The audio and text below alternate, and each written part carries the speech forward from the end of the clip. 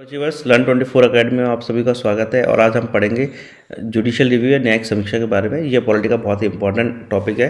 इससे related question interview में बहुत ज़्यादा पूछे जाते हैं। या अगर आप यूपीएससी या कोई ऐसा पेपर दे रहे हैं जैसे स्टेट एडमिनिस्ट्रेशन के पेपर दे रहे हैं जिसमें मीन्स लिखा जाता है, उसमें ये टॉपिक बहुत ही ज़्यादा इंपॉर्टेंट है। तो हम ये देखेंगे न्यायिक समीक्षा क्या होती है और न्यायिक समीक्षा से किसकी सर्वोच्चता स्थापित की गई है हमारे संविधान द्वारा। मतलब एक तरह से हम इस क्वेश्चन को भी जवाब दे सकते हैं। मान लीजिए आपके सामने इस तरह का क्वेश्चन आ जाए कि संसद सर्वोच्च है या कोर्ट सर्वोच्च है, आपसे इन जनरल में पूछ लूँ तो आप उसका क्या जवाब देंगे? इसी को हम समझने की कोशिश करेंगे।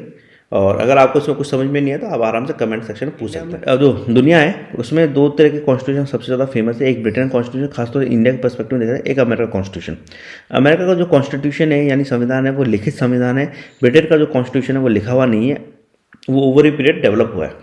तो जब एक लिखित संविधान बना तो जाहिर सी बात है कि उसके जो प्रावधान है उनका उल्लंघन नहीं किया जा सकता था।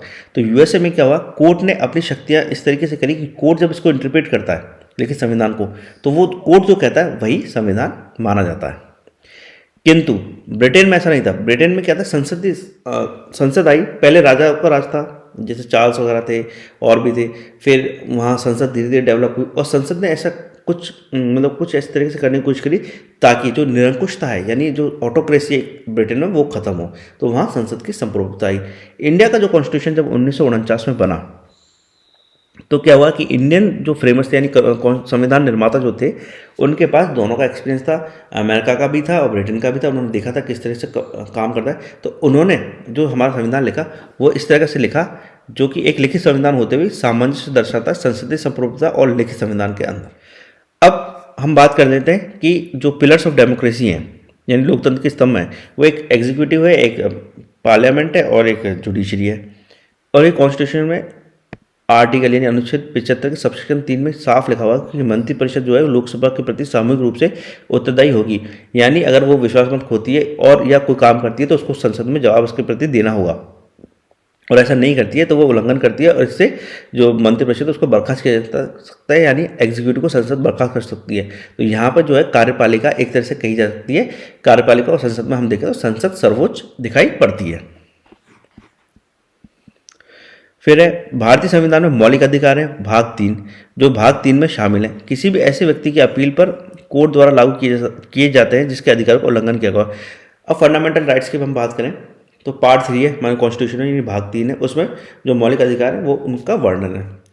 अगर उनमें से किसी का भी उल्लंघन होता है तो व्यक्ति जो है कोर्ट में जा सकता है, भले ही वो उल्लंघन संसद ने किया हो, संसद ने अपने कानून के द्वारा भी किया हो, तो भी व्यक्ति कोर्ट में जा सकता है और उस संसद के निर्णय को पलटवाया जा सकता है। और कुछ हद तक कोर्ट अपने ऊपर हुए निर्णय को भी बदल देते हैं। जैसे कि आपको पता ही होगा जुडिशियल एक्ट आया था तो उसमें ऐसा था कि कोर्ट के द्वारा, अगर आपको पता हो कि 2 तरह का रिक्रूटमेंट प्रोसेस होता है। एक तो जो इसमें आप एग्जाम देंगे और जजेस बनते हैं सीधे। एक होता है कि जब आप वकील होते हैं और उसके बाद 10-12 साल की आप प्रैक्टिस हो जाती है, उसके बाद और व्यूज देख के या 2-3 और पैरामीटर्स पर लेके फिर जजेस के तौर पर रिक्रूटमेंट होता है, भर्ती होती है। और एक कॉलेजियम सिस्टम है। तो इसको बदलने की कोशिश की गई थी जिसको बाद में कोर्ट ने स्ट्रक डाउन कर दिया यानी खारिज कर दिया कि नहीं, कि संसद के पास ये शक्ति नहीं है कि इसको बदल दे। इससे ये दिखाई पड़ता है कि कोर्ट ने कई मामलों में संसद से अधिक शक्तियाँ प्राप्त कर ली हैं और जो कोर्ट है यानी न्यायालय है हमारे देश के वो सर्वोच्च दिखाई प्रतीत होते हैं। दूसरा, ये जितने भी मौलिक अधिकार हैं इनको सुरक्षित रखने के लिए संविधान ने कोर्ट को शक्तियाँ दी हैं कि वह बंदी प्रतिषेध यानी हैबियस कॉर्पस, परमादेश यानी मैंडामस, प्रतिषेध यानी प्रोहिबिशन, अधिकार परीक्षा यानी को वारंटो और उत्प्रेषण यानी सर्टिलरी के माध्यम से मौलिक अधिकार को लागू करे। यानी किसी के भी अगर मौलिक अधिकार हनन होगा तो कोर्ट में जा सकता है और संसद के बनाए हुए कानून के खिलाफ भी जा सकता है, और ऐसा कई बार हुआ भी है। तो भारतीय संविधान ने संसदीय संप्रभुता के ब्रिटिश सिद्धांत की तुलना में सीमित सरकार के अमेरिकी सिद्धांत को प्राथमिकता दी। जो ब्रिटेन का जो सिद्धांत है वो बेसिकली ये कि जो संसद ने कह दिया वो कह दिया, जो संसद में लॉ पास हो गया वो ठीक है, उसी को मानना पड़ेगा। कोर्ट में ये, अमेरिका में ये है कि कोर्ट जो कह देगा वो मानना पड़ेगा।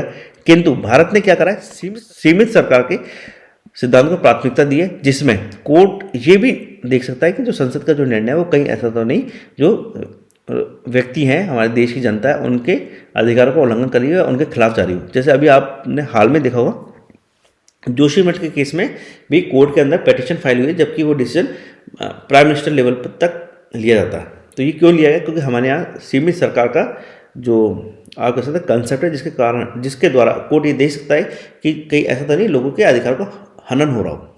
संसदीय संप्रभुता की बात की जाए तो ये ब्रिटेन से ही। ब्रिटेन में क्या था कि राजा निरंकुश थे, ऑटोक्रेसी थी और बहुत लंबे टाइम से चली आ रही थी। दूसरा, यूरोप में क्या होता, 16वीं शताब्दी में यानी 16th सेंचुरी के दौरान, चूँकि नए वो जहाज़ वगैरह बनने लगे थे पानी के, लोग दूसरी जगह जा रहे थे, व्यापार चल रहा था, उसको बचाने के लिए दूसरे राज्यों पर कब्जा करने की कोशिश चल रही थी यूरोप के लगभग सभी देशों द्वारा, चाहे वो फ्रांस हो, चाहे डेनमार्क हो, स्पेन हो, सभी द्वारा और ब्रिटेन द्वारा। तो ये क्या हो रहा था, जब दूसरे देशों पर कब्जा कर रहे तो आपस में लड़ भी रहे, तो उस पर खर्चा हो रहा था। तो उस खर्चे को देखने के लिए, यानी उस खर्चे को संभालने के लिए क्या किया कि चार्ल्स प्रथम जो ब्रिटेन के राजा थे उसने टैक्स लगा दिया। इस पर क्या था, संसद वहाँ की बढ़ गई और उसने कहा कि नहीं, जब तक संसद, और मतलब चार्ल्स प्रथम को एक तरह से मजबूर कर दिया कि जब तक संसद ना कहे तब तक आप लोगों पर कर नहीं लगाते। कर कहाँ लगता है, ब्रिटेन के लोगों पर, और वहीं की संसद थी। हालांकि संसद की शक्तियाँ और पहले से थी, 12वीं शताब्दी से चल रही थी, एक बार बढ़ गई थी फिर ख़त्म कर दी गई थी, और लेकिन बाद में क्या होता है, एक बिल ऑफ चार्टर इनको मिल गया था। अब इसकी एक अलग कहानी है, कभी आपको किसी और वीडियो में बताऊंगा। वो बिल ऑफ चार्टर एक्चुअली मिल गया तो संसद को पता चला कि राजाओं ने तो बहुत पहले अपनी शक्तियाँ खत्म कर दी थी, वो बेमतलब में अभी तक राजा के मतलब ऑर्डर्स को मान रहे थे। तो उस पर क्या हुआ था कि फिर चार्ल्स प्रथम के खिलाफ जो संसद खड़ी हो गई और उन्होंने कहा कि नहीं, अगर आपको कोई भी टैक्स लाना है तो संसद से आपको मंजूरी लेनी पड़ेगी। और यहीं से संसदीय संप्रभुता की बात हुई, क्योंकि ये माना जाने लगा कि ब्रिटेन में जो संसद है वो व्यक्तियों के अधिकारों की रक्षा करती है।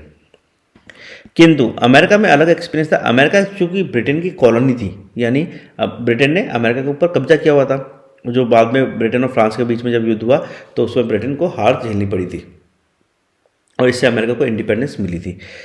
तो अमेरिका अपना एक्सपीरियंस था और उसने देखा था कि ये ठीक है कि ब्रिटेन की जो संसद है वो जब ब्रिटेन के लोगों को, यानी जो ब्रिटेन के अंदर जो लोग रहते हैं ब्रिटेन देश के अंदर, वहाँ तो जब टैक्स लगाती है तो वहाँ तो लगानी नहीं देती, लेकिन कोई भी टैक्स इम्पोज करना हो अमेरिका के ऊपर तो वहाँ अमेरिका का तो कोई रिप्रेजेंटेटिव है नहीं ब्रिटेन की संसद में, तो यहाँ पर बिना जो रिप्रेजेंटेटिव के ही टैक्स लग जाता है। तो अमेरिकन ने क्या किया था कि इसके विरोध किया था कि जब ब्रिटेन अपने देश के अंदर जो संसद है कर नहीं लगानी थी बिना किसी रिप्रेजेंटेटिव के, तो अमेरिका के ऊपर कैसे लगाने दे रही है। तो अमेरिकन का ये मानना था कि जो संसद है वो भी निरंकुश हो सकती है अगर खासतौर से मामला किसी और दूसरे देश का हो। और ठीक यही एक्सपीरियंस हमारे इंडिया में था। इंडिया इस दोहरे चरित्र को जानता था जो अमेरिका भी जान गया था 1765 में, और इंडिया ने भी अपने लगभग 200 साल की गुलामी में जान लिया था कि ब्रिटेन जब अपने देश के लिए कुछ करता है तो अलग करता है, और जब भारत के लिए कुछ करता है तो उस पर बहुत सारे कर थोपे जाते हैं, जिससे लोगों का जीवन है वो खराब ही होता है या बद से बदतर ही हो रहा है, ना कि बेहतर हो रहा है। इसलिए इंडिया में जब एक्सेप्टेंस की बात आई, संविधान निर्माताओं ने माना कि हमें किस तरह की सरकार चाहिए, तो हमें सीमित सरकार को हमने अपनाया, जिसमें संसद की संप्रभुता है कुछ मामलों में, लेकिन उसको भी कंट्रोल किया गया है थ्रू चेक्स एंड बैलेंसेस, यानी कोर्ट्स को इसके लिए स्पेशल पावर्स दी गई है। इसलिए उन्होंने न्यायिक समीक्षा को मौलिक अधिकारों के सहगामी के तौर पर अपनाया, यानी मौलिक अधिकार भी दिए और उसके साथ न्यायिक समीक्षा की पावर भी दी कि अगर इन मौलिक अधिकार का हनन हो तो कोर्ट है वो न्यायिक समीक्षा कर सके। इसके बारे में मोतीलाल नेहरू, जो पंडित जवाहरलाल नेहरू जी के पिताजी थे, और उन्होंने नेहरू रिपोर्ट बनाई थी 1928 में ही कहा था कि हमें सबसे पहले जब भी संविधान बने सबसे पहले हमारे मौलिक अधिकार को सुरक्षित रखने का तरीका हमें ढूंढना पड़ेगा। एक बार जो मौलिक अधिकार मिल गए, ये नहीं कि वो खत्म हो जाए। तो ठीक इसी अवधारणा को जब कॉन्स्टिट्यूशन बनाया गया तो जुडिशियल रिव्यू के थ्रू, यानी वो 5 जो याचिकाएं मैंने आपको बताई, ये बंदी प्रतिक्षण, प्राणादेश, प्रतिषेध, अधिकार परीक्षा और उत्प्रेषण, इसके थ्रू मौलिक अधिकार को सुरक्षित रखा गया।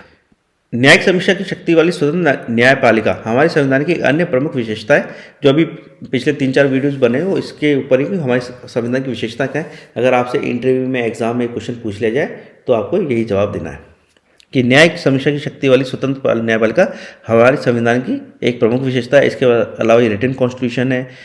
हालांकि हमने न्यायिक सर्वोच्चता की अवधारणा से परहेज किया है, जो न्यायिक समीक्षा पर अत्यधिक जोर देने का तार्किक परिणाम हो सकता था। जब हमने कोर्ट्स को, संसद द्वारा बनाए गए कानूनों को या कार्यपालिका के किसी भी एक्ट को न्यायिक समीक्षा के दायरे में लाए, तो उस ऐसा नहीं कि न्यायालय को सर्वोच्चता दे दी गई। हालांकि हमने न्यायिक सर्वोच्चता की अवधारणा से परहेज किया है, जो न्यायिक समीक्षा पर अत्यधिक जोर देने का तार्किक परिणाम हो सकता था। जैसे आपने देखा हेबियस कॉर्पस के थ्रू एग्जीक्यूटिव यानी कार्यपालिका जो होती है उसकी कार्यकलापों पर काफ़ी हद तक कंट्रोल रखा जाता है मैंडेमस वगैरह के थ्रू। वहीं संसद के जो कानून बनाने की क्षमता है उसको भी सर्टियोरारी प्रोहिबिशन के थ्रू देखा जाता है, यानी कंट्रोल किया जाता है। लेकिन हमने जो कोर्ट्स है उसको सर्वोच्चता नहीं दी है। कुछ मामलों में संसद के पास भी ये सर्वोच्चता है कि वो न्यायपालिका को अपने कानून जो बनाती है उसको उससे न्यायपालिकों की समीक्षा से अलग रखे, जिसको हम अभी समझ लेंगे। और ये नेक्स्ट पॉइंट है, कानून के शासन के प्रहरी के रूप में संविधान के तहत अदालतों द्वारा प्रयोग की जाने वाली राज्य की न्यायिक शक्ति संविधान की एक मूल विशेषता है। जो प्रहरी है, अगर हम ये क्वेश्चन पूछा भी गया है, शायद यूपीएससी में पूछा जा चुका है, तो आपसे अगर ये सवाल पूछा जाए कि संविधान ने प्रहरी किसको माना है संविधान का, तो वो है अदालतें ना कि संसद। या इससे लोग बच्चे कंफ्यूज हो सकते हैं, तो इसका ध्यान रखिएगा। हमारे संविधान ने न्यायिक समीक्षा के प्रावधान के साथ संसदीय संप्रभुता और लिखित संविधान के बीच जो सामंजस्य स्थापित किया है वह हमारे संविधान निर्माताओं की अनूठी उपलब्धि है। सरकार के विभिन्न अंगों के बीच शक्तियों का पूर्ण संतुलन एक अव्यवहारिक विचार है, क्योंकि अंत में किसी एक का निर्णय सर्वमान्य होगा। देखिए, जो गवर्नेंस है उसमें आखिरकार में जाकर किसी एक का निर्णय तो मानना ही पड़ेगा। अब वो कुछ मामलों में कोर्ट है इंडिया में और कुछ मामलों में संसद ही है। ऐसा नहीं कि कोर्ट ने कुछ कह दिया तो संसद उसको मान लिया, संसद चाहे तो उसको पलट भी सकती है। उसको अभी हम समझेंगे कैसे, क्योंकि गवर्नेंस में ऐसा नहीं हो सकता, किसी भी डिसीजन इनडेफिनेटली लटकाया नहीं जा सकता। आखिर किसी एक की तो माननी पड़ेगी। कभी कोर्ट कुछ कह देगा, कभी संसद कुछ कह देगी, फिर कोर्ट कुछ कह देगा, फिर संसद कुछ कह देगी। तो ऐसे तो कभी एडमिनिस्ट्रेशन चलेगा ही नहीं, प्रशासन चलेगा नहीं, देश ही नहीं चलेगा। इस तरह से झगड़ा हो जाएगा। तो अंत में शक्तियाँ दी हैं, संविधान ने दी है कि किस मामले में कोर्ट को सर्वोच्चता मिलेगी और किस मामले में संसद को सर्वोच्चता मिलेगी। अमेरिकी न्यायपालिका विधानमंडल के तीसरे कक्ष या सुपर चैम्बर की तरह व्यवहार करती है और विधायक के किसी भी निर्णय को पलट सकती है। अमेरिका का संविधान वही है जो सुप्रीम कोर्ट कहता है। जैसा मैंने आपको बताया था, ये चीफ जस्टिस ह्यूग ने कहा था कि अमेरिका का संविधान वही है जो सुप्रीम कोर्ट कहता है। यानी अगर हम शक्ति को पूर्ण संतुलन की बात करें तो ऐसा नहीं है। आखिर में जाकर क्या है, जो कोर्ट कहेगा वही अमेरिका में माना जाएगा। यानी कोर्ट ने जो संविधान है उसकी जो व्याख्या कर दी वही अंतिम सत्य है। किंतु अगर हम ब्रिटिश संविधान में देखें तो ऐसा नहीं है। वहाँ जो संसद है वो सर्वोच्च है। संसद वह सब कुछ कर सकती है जो स्वाभाविक रूप से असंभव नहीं है, यानी ब्लैक स्टोन। इनफैक्ट ये भी कहा जाता है कि अगर वहाँ की संसद ने ये कह दिया कि पुरुष स्त्री है, स्त्री पुरुष है, तो ये मानना पड़ेगा कि इसके अलावा कोई चारा नहीं है। वहाँ कोर्ट जो है ये अपील एक्सेप्ट नहीं करते। अगर पार्लियामेंट के किसी डिसीजन के खिलाफ कोई या लॉ के खिलाफ कोई अपील करने की कोशिश करता है, उसको जो कोर्ट है वो अमान्य घोषित कर देते हैं। इंग्लैंड में संसद के निर्णय के खिलाफ कोर्ट में अपील अमान्य है। भारतीय संविधान में न्यायिक सर्वोच्चता और संसदीय सर्वोच्चता के मध्य का रास्ता अपनाता है। संविधान न्यायालय को शक्तियां देता है कि वह कानून को असंवैधानिक घोषित करे अगर बनाया गया कानून संसद को संविधान द्वारा प्रदत्त शक्तियों से परे है या मौलिक अधिकारों का हनन करता है।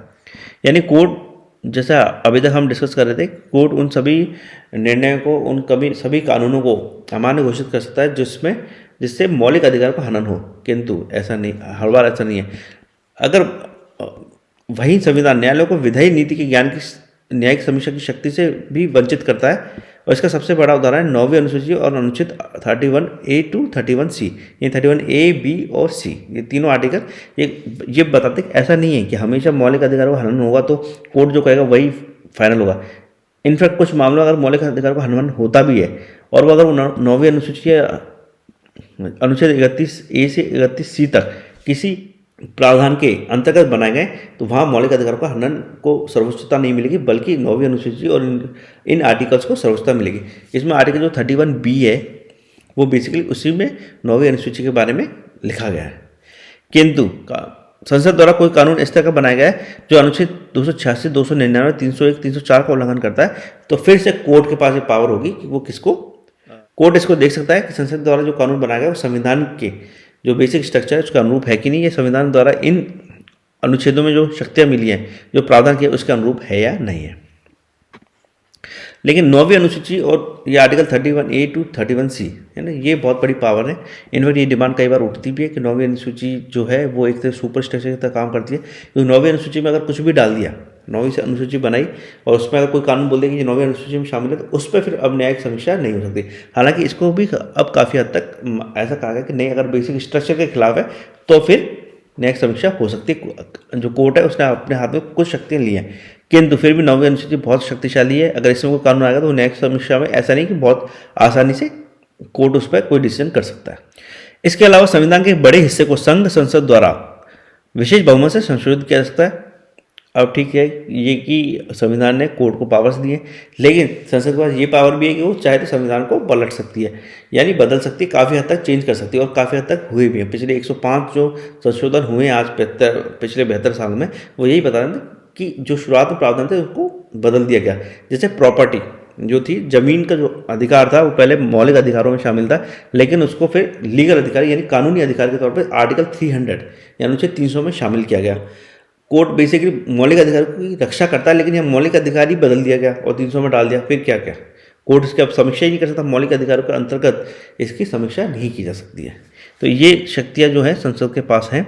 और जो संविधान संशोधन हुआ था 42, उसमें भी ये क्लियरली इंडिकेट होता था कि एक मिनी कॉन्स्टिट्यूशन ही बना दिया था। इतने ज़्यादा प्रोविजन कर दिए गए थे, उससे जो संविधान का जो मूल लक्ष्य था वो काफ़ी हद तक बदल गया था। हालांकि फिर उसको संविधान संशोधन 43 और 44 के दौरान जनता गवर्नमेंट ने वापस काफ़ी हद तक रेक्टिफाई किया। And thank you.